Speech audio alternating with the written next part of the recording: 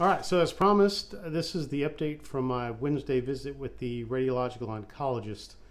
Before I get into that, just want to remind everyone that I'm not a doctor, so nothing that I say should be construed as medical advice, and we're going to be talking about prostate cancer. So if that makes you feel uncomfortable or gives you the heebie-jeebies, just kind of know what you're getting into. All right, so last episode, I talked about my second visit to Houston Methodist, where we discovered that one of the two Mets, specifically the metastasis that's on my hip bone, for lack of a more medically specific term, had increased in its standardized uptake value from 3.1 to 3.5. And it had shown signs of growth on both the PSMA PET scan and the MRI. So the thought was we would get ahead of this by trying to treat it with what's called SBRT, which I had defined in the previous episode.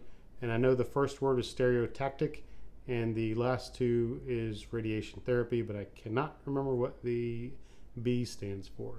So I'd gone to see my radiological oncologist and gave him the scans, and he agreed that a regimen of SBRT might be a good idea to get ahead of this. And so he did agree. I actually ended up doing my baseline scan there so he can start getting a plan together. And that's basically what we're going to do. It's going to be 5 sessions. The doctor really didn't have, he did go over, some potential negative side effects, but they were like really rare. Like he admitted, he said, listen, I'm for this because there's really not a downside to it. And it allows us to get ahead of this thing. And so, he said, yeah, there's, sure, worst case scenario, you could have a heart attack on the table, or something like that. That wasn't one of the things he said, but just as an example, he was just really like, hey, this is very low risk, high gain. He did say that he wanted to, instead of, because this is very high doses of radiation we're talking about, and I just had radiation therapy to that area, he wanted to do the 5 sessions versus anything less than that, because he wanted to take a lighter touch, so to speak, because the area is still being impacted by the radiation therapy that I just had. So, that's that. I'll let you guys know once I get more information on what the plan looks like. I know there might be a little bit of a delay in that because they were having difficulties opening up the scans that I'd gotten from Houston Methodist. For whatever reason, they just weren't opening up from the CD-ROM that Houston Methodist had given me. So the other thing I'll talk about real quick is I've been doing the ChatGPT calorie counter for a week now, and I kind of wanted to give a little assessment. Just like Jason says in Prostate Cancer Road to Recovery,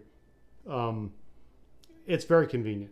I think that's probably the biggest pro, is I can just pick up my phone and I can just say, hey, I had the shake from yesterday, or I had this bar from yesterday, or I had just 2 handfuls of roasted almonds and cashews, and it just calculates it. I just tell it, hey, I'd like you to keep a running calculation, running tally, or here's my prompt, and it does it. It takes care of it. The con that I find is it's not consistent. For example, I eat pretty much the same thing every day in the same proportions, and I've done that forever. And so I find that, for example, today, it's telling me that I am 20 calories over on my protein goal when I had about the same thing that I had to eat throughout the day on Tuesday. And I even within the day today, like for example, I hadn't had my evening protein shake, and I hadn't had one other thing for the afternoon. But anyway, it had given me an updated running total when I ate my last meal. So when I ate like my evening snack, and I said, hey, you're about 40 grams away from your protein goal. And once you have your shake, which is another 40 grams of protein, and if you have this other thing or whatever, it'll be another 10 grams, then you will have, you'll meet your protein goal. And so then I had those two things, and then it said, hey, yeah, you're 5 grams short of your protein goal. And so I was like, wait, hold on a second.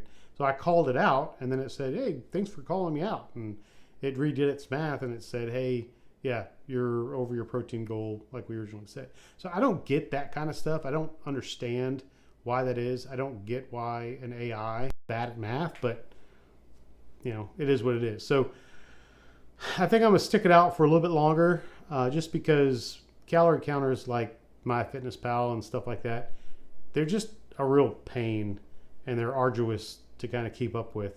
And I've done it. I've done MyFitnessPal before for a few years, and it's just, I don't want to do that again. That's I can think of a lot more painful things I'd rather be doing. Anyway, so yeah, that's kind of where I'm at. That's my take on the AI. Thank you, Jason, for introducing me to that. I think it's going to help out a lot. And outside of that, just keep on keeping on. And everyone out there, remember, you too, anything is possible.